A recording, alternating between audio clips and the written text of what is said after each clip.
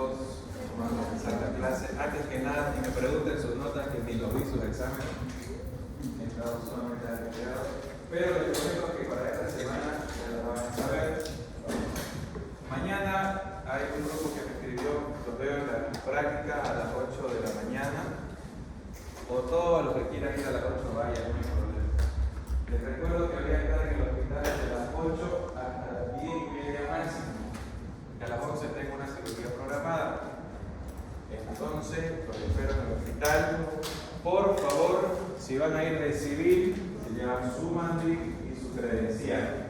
Si van a ir de pijama, no necesitan mandil. ¿Ok? Vamos a avanzar ya entrando al módulo 2, comenzando con el esófago. Es la porción del tubo digestivo que va desde la faringe hasta el estómago. Mide entre 22 a 28 centímetros. No tiene una cubierta serosa ni mesenterio, tiene una irrigación paralela. Sí. Y bueno, ya que me cortó su compañera, el día jueves, igual, ya saben, yo estoy todo el día en el hospital, igual pueden ir como han ido el anterior jueves. Bueno, la porción superior se fija con la zona cricofaringea. La porción media del esófago se fija por medio de las membranas broncoesofágicas y pleuroesofágicas. Como podemos ver, tiene tres porciones el esófago. Tiene tres estrechamientos anatómicos, los cuales son naturales y propios de él, los cuales son visibles en los estudios radiológicos contrastados y endoscopios. Por eso es muy importante la segunda clase que avanzamos métodos diagnósticos, donde vimos cómo se hace un esófago barricado, cuando el paciente ingiere contraste y podemos ver esas depresiones, como puede ser la cricofaringea, lo del botón aórtico y lo que viene a ser el esfínter esofágico inferior o la región esófago gástrica. ¿Se acuerdan de la segunda clase, cierto? Me imagino que sí. Aparte de eso, tiene dos estrechamientos funcionales detectados en la manometría esofágica. Uno es el esfínter esofágico superior, que se forma entre el músculo cricofaringeo, el cual lo rodea por la hipofaringe y se inserta en ambas apófisis cricoides. Mide más o menos 2 a 4 centímetros, si se dan cuenta en la imagen, tendría ser esta musculatura superior, ¿no? Que es el esfínter esofágico superior. Y en el inferior no hay un esfínter anatómico como tal, sino que funcionalmente el comportamiento de dicha región mide más o menos 4 centímetros de longitud y tiene una presión elevada entre 10 a 25 milímetros de mercurio en reposo. Más que todo se da por la unión esófago-gástrica hacia la conexión con el estómago. ¿Y por qué creen ustedes que tiene mucho mayor presión que lo que viene a ser la parte proximal o la parte superior? ¿Alguna idea lógica? Exactamente, para que el contenido gástrico, una vez entre en el proceso de la digestión, secrete en ácido gástrico, va a haber lo que viene a ser fermentación a nivel del estómago, y ese esfínter tiene que aguantar toda esa presión para que no haya una regurgitación, para que todo el contenido no vuelva a subir. Aquí tenemos, ¿no?, las tres porciones para fines prácticos y de estudios de cómo se divide este esófago. Una porción cervical hacia arriba, torácica hacia el botón aórtico y abdominal, que si se dan cuenta ya ingresa atravesando el diafragma, la unión esófago-gástrica hacia el estómago. ¿Hasta acá alguna duda, alguna pregunta?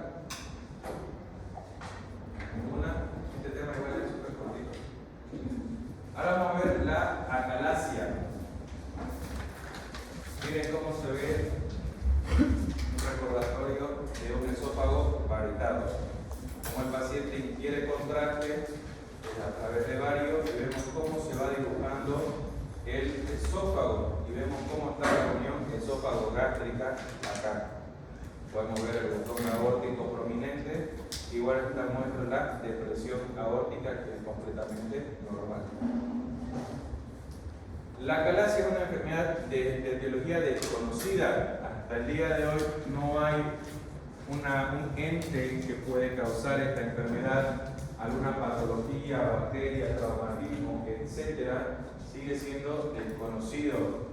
La incidencia anual es de más o menos 1 de cada 100.000 pacientes. Afecta tanto a varones como a mujeres y podría interferir en patrones genéticos, infecciosos y autoinmunes. ¿Alguien sabe la definición de acalasia que me estaba olvidando? ¿Qué significa? Acalasia. Se va a lo que viene a ser el no o la ausencia de relajación del esfínter esofágico inferior. A eso se define como acalasia. La ausencia de relajación del esfínter esofágico inferior. En la fisiopatología existen degeneraciones y disminuciones de las células ganglionares del plexo de Auerbach, así como la depresión de células intersticiales del Cajal. También se han encontrado neurotransmisores que se van alterados en lo que viene a ser la relajación del esfínter esofágico inferior. Tienen que tomarlo en cuenta cuando hablemos de acalasia. Estamos hablando netamente, directamente y únicamente del esfínter esofágico inferior. Estos neurotransmisores, como ser el péptido intestinal, el vasoactivo y el óxido nítrico, están ausentes en pacientes con acalasia. Ambos neurotransmisores actúan directamente con lo que viene a ser la relajación de esta musculatura. Entonces, por deducción, por lógica, si esos neurotransmisores no están, no existen, no funcionan, ese esfínter esofágico inferior no se va a relajar.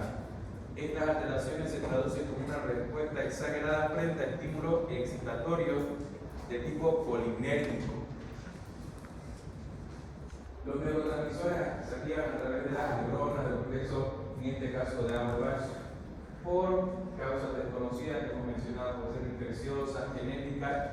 Están ausentes, no funcionan y ese esfínter no se relaja. Aparte de eso, tiene dos alteraciones motoras fundamentales. Relajación incompleta de la unión esófago-gástrica tras la deglución, que aumenta la resistencia al reflujo. ¿Qué quiere decir? Que cuando nosotros estamos el paciente está deglutiendo, va a atravesar el esófago, atraviesa el esfínter esofágico inferior, llega al estómago y va a haber una relajación incompleta.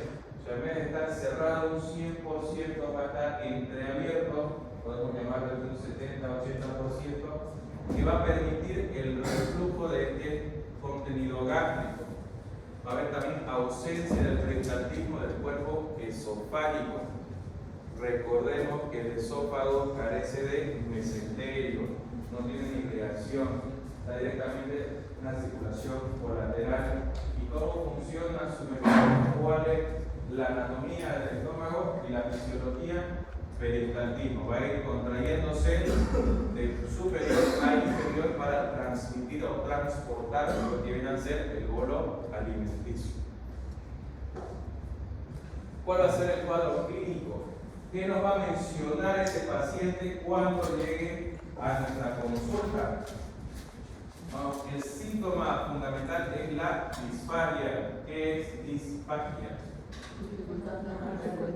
Dificultad para deglutir, dificultad para tragar, ya sean líquidos y sólidos. Los pacientes literalmente van a decir: doctor, yo estoy alimentando, estoy comiendo y siento una pesadez retroesternal que me duele aquí atrás del pecho, cuando sobre todo ingiero alimentos sólidos. A veces, ocasionalmente, no puedo tragar y eso vuelve, termino vomitando.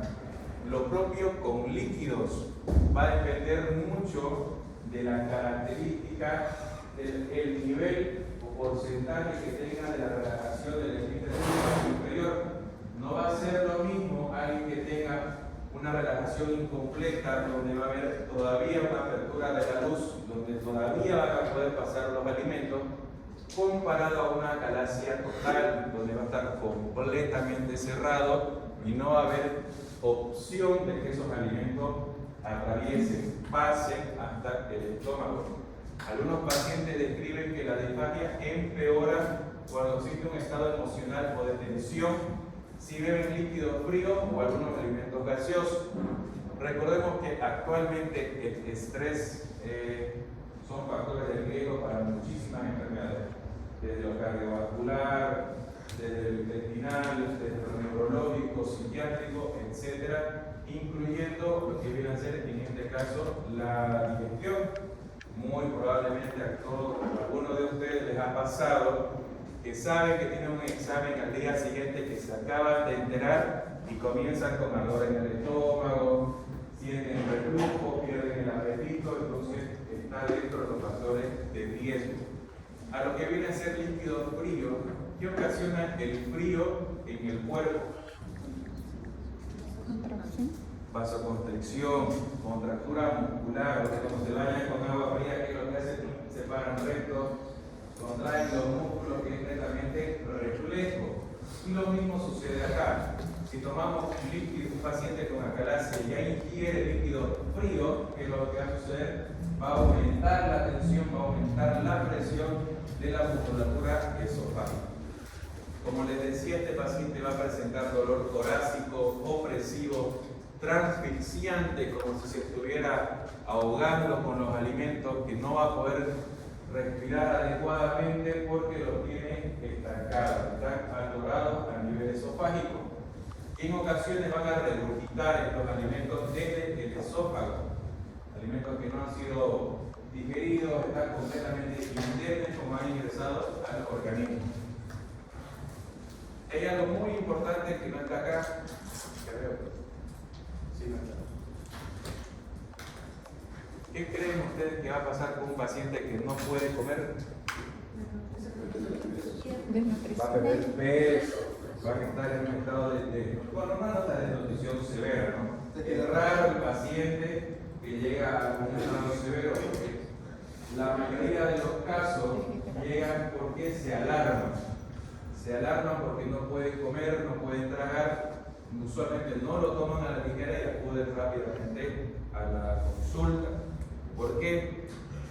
Está bien grabado en el cerebro, y sobre todo en los bolivianos, que cualquier pérdida de peso es cáncer. Entonces alarma muchísimo a la población para que vaya directamente a la consulta. También puede producir síntomas respiratorios, episodios nocturnos de tos o neumonías recurrentes debido a la broncoaspiración del contenido esofágico regurgitado. Si tenemos algo, de entrada nosotros producimos saliva, ¿cierto? Lo hemos avanzado en la clase 3. Entonces toda esa producción de saliva solamente la tragamos y si no atraviesa el esófago, ¿qué es lo que va a suceder? Va a regurgitar involuntariamente en ocasiones mientras estamos durmiendo y podemos broncoaspirar y podemos desencadenar una neumonía, una neumonitis química por esa regurgitación. Y la disfagia puede conducir a pérdida de peso lenta o progresiva, como les había mencionado. Aquí podemos ver una manometría esofágica de alta resolución.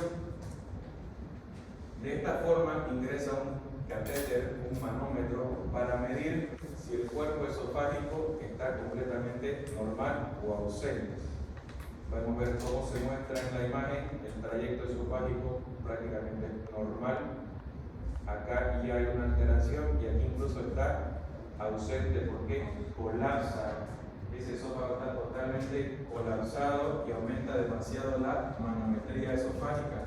¿Cuánto era lo normal en milímetros de mercurio de la presión del esfínter esofágico inferior? De 11 a 25. ¿No? 10 a 25. ¿Laura lo notaste o no? 11 milímetros de mercurio. Pregunta de examen, ejemplo. De 10 a 25 milímetros de mercurio. La presión del esfínter esofágico normal. En casos de acalasia incluso puede estar hasta 2 veces, 3 veces elevado su valor normal, dependiendo de la magnitud del daño. ¿Cómo vamos a descartar, cómo vamos a averiguar bien a ciencia cierta lo que viene a ser la acalasia? La endoscopía digestiva alta es algo que lo vamos a ver desde el día de hoy hasta el fin del segundo módulo. Nosotros estamos llevando gastroenterología, gastro. Y si se dan cuenta, estamos viendo el orden anatómico. Vamos a empezar en el esófago, vamos a pasar al estómago, vamos a pasar al duodeno y así hasta el intestino delgado y el recto. Entonces, la endoscopía digestiva alta es un método mínimamente invasivo que nos ayuda a ver ciencia cierta, a visión directa, qué está aconteciendo en ese esófago o incluso en el estómago y llega hasta el duodeno. Es útil para descartar la presencia de lesiones orgánicas esofágicas, como bien les dije, carcinoma. Todo paciente que sea recurrente la pérdida de peso, sobre todo súbito, tenemos que pensar en algún carcinoma, algún cáncer que esté causando algún problema. En la acalasia, la unión esófago-gástrica no ofrece resistencia franca al paso del endoscopio, a diferencia del carcinoma o la estenosis secundaria a esofagitis. ¿Qué quiere decir? En la acalasia va a estar contraído el esfínter esofágico inferior, cerrado como mi puño, pero va a pasar el endoscopio y no va a haber una resistencia franca. Va a manipular un poco el endoscopista y va a lograr atravesar porque fuerza a lo que viene a ser la musculatura. Comparado a un cáncer, todavía me imagino que no han tenido la oportunidad de ver un cáncer en cirugía o algo por el estilo. Los carcinomas, porque son malignos, son agresivos, tienden a formar mucha fibrosis y es duro, durísimo.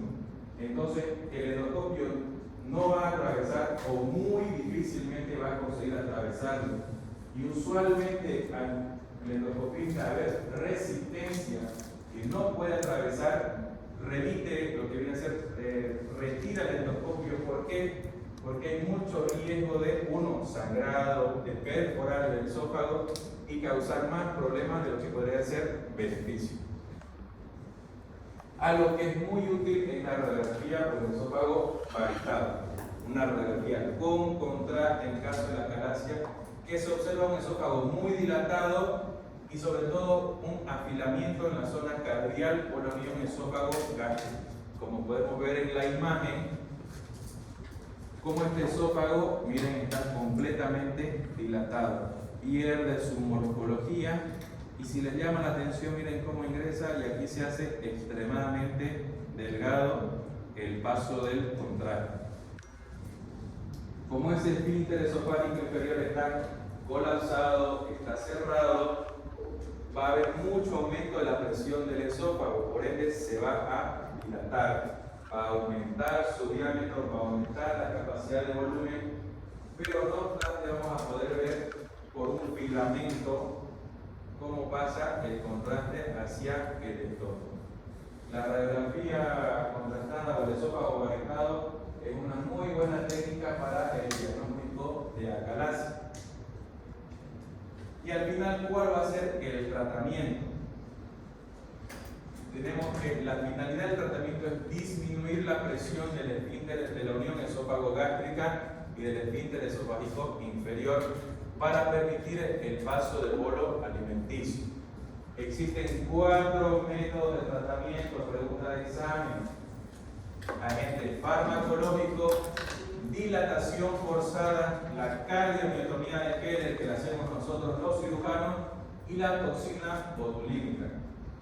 De esta forma vamos a tratar de reincorporar al paciente a su vida cotidiana, de aliviar los síntomas y que ese paciente se pueda alimentar de forma adecuada. ¿Cuáles van a ser los agentes farmacológicos? Van a ser nitritos de acción prolongada y antagonistas de los canales de calcio que disminuyen la presión del esfínter esofágico inferior. Los antagonistas de los canales de calcio, si ustedes recuerdan en fisiología, ¿qué hacen en el potencial de acción?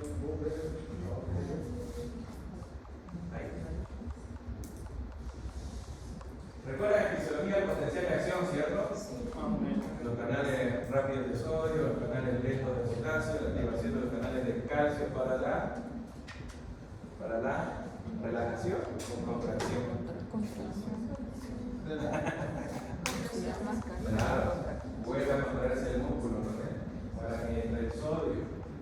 bloqueamos los canales de calcio, vamos a prolongar el estado de relajación muscular. Entonces, por eso se utiliza. La dilatación forzada es una muy buena opción que se hace por vía endoscópica a través de un balón que se va situado hasta la unión esófago-gástrica y se va dilatando con un esfingomanómetro. Como han visto cómo se toma la presión, ¿cierto? Cómo va generando presión en la bolsa para tomar la presión, lo mismo. El endoscopista va inflando ese balón para dilatar forzadamente lo que viene a ser la musculatura. Porque esa musculatura a la larga, durante el periodo de evolución, el paciente va a generar fibrosis, va a generar cicatrices. Y la opción o el objetivo de esta dilatación forzada es romper esa fibrosis, relajar ese músculo a la fuerza. Entonces puede realizar vía endoscópica y posteriormente hacer controles periódicos, ¿no? No va a ser una sola sesión, usualmente son entre 12 a 15 sesiones de dilatación para que el paciente pueda recuperar. Pero en casos más avanzados, más establecidos, los tratamientos farmacológicos de dilatación forzada, o en este caso la toxina botulínica que se inyecta en el esfínter esofágico inferior en la unión esófago-gástrica para inhibir la liberación de acetilcolina y anula el estímulo colinérgico, o sea, va a buscar relajar el esfínter esofágico inferior. Recordemos que han debido escuchar ustedes el famoso Botox. Entonces, tiene un ciclo determinado. No es un tratamiento definitivo, es un tratamiento paliativo, que quiere decir que nos va a servir sobre todo en casos agudos hasta buscar una solución definitiva al paciente.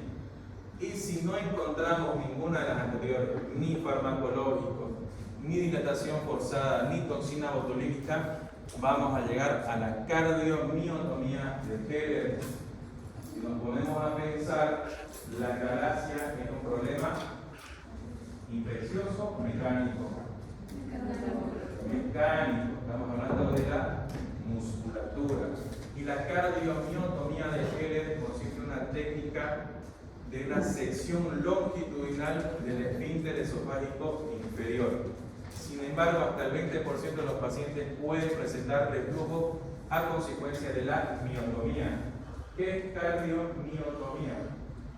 Cardio, no, de la cardia. del cardia, de la musculatura del cardia. Mio, músculo. Y tomía, no, eso es ectomía. Tomía, ¿cómo se llama? No. Infección, sección, apertura. Entonces, es la apertura de lo que viene a ser el músculo del cardio, según la técnica de Heller, que la podemos ver acá en la imagen. Se ingresa actualmente por vía laparoscópica. Como podemos ver en esta imagen, se utiliza una pinza tipo Maryland y vamos divulsionando, aperturando el músculo. Este es el músculo del cardia. Este es el músculo mal nacido que no se relaja. Entonces vamos a introducir, como podemos ver aquí la pinza, aperturamos y vamos cortando de a poco hasta exponer. ¿Qué creen que sea esto? Esto acá. El esófago, para ver que esté completamente libre. Intraoperatorio se introduce una sonda, un sondón se llama, que es una sonda nasogástrica, orogástrica de mayor calibre, más o menos de unos 2 French, para ver que hay un paso libre hasta el estómago. Obviamente esta tiene que ser nuestra última opción. ¿Por qué? Porque todo procedimiento quirúrgico siempre puede llevar a consecuencias o probables complicaciones del paciente. ¿Qué creen ustedes que nos podría pasar en ese procedimiento quirúrgico, algo grave? Me ha pasado. ¿Qué creen? ¿Adiós esófago? ¿Cómo? ¿Adiós esófago? No adiós, pero seccionarlo, ¿no? Perforar el esófago es sumamente fácil. El músculo cardia no debe medir más de 0.4 centímetros. sabemos de 4 milímetros, 5 milímetros. Entonces la disección es realmente muy minuciosa. Me ha pasado en pacientes severos de la fibrosis es un puñete ahí dentro de los, como acá. No se ve nada, miren. Todo este marco negruzco que ven alrededor es lo que está, es el músculo cardíaco, que eso hay que quemarlo. Miren que es sumamente delgado. Y eso en la cirugía laparoscópica, la óptica tiene un zoom de por 10. O sea, es como hacer la cámara del teléfono 10 veces más su tamaño normal, que nos permite, nos ayuda en la visualización. Me ha pasado, por ejemplo, que estoy diseccionando y en vez de agarrar así el músculo, como lo ven acá, sumamente delgado, se introduce la pinza y se abre el exófago. Igual eso se sutura, pero condiciona al paciente en una recuperación más prolongada. Eso se repara, no pasa nada, se coloca una sonda nasoyeyunal para que el paciente pueda alimentarse mientras esto entra en periodo de cicatrización. ¿Hasta aquí alguna duda, alguna pregunta? Porque ya terminamos.